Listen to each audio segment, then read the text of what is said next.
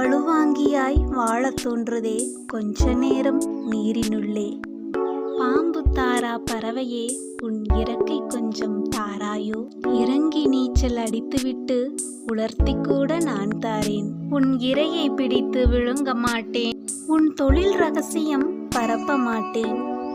வலுவாங்கி பறவையே, உன் வலுவாங்கி பறந்ததாய் வரலாற்றில் எழுதுகிறேன். இதற்கு உத்தரவாதம் வேண்டுமானால் ஒரு தாளில் எழுதித்தாரேன்.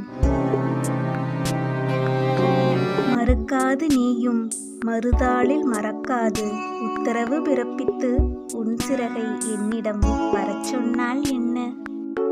நன்றி. மீண்டும் ஒரு கவிதையுடன் சந்திக்கிறேன். இளந்தமிழ்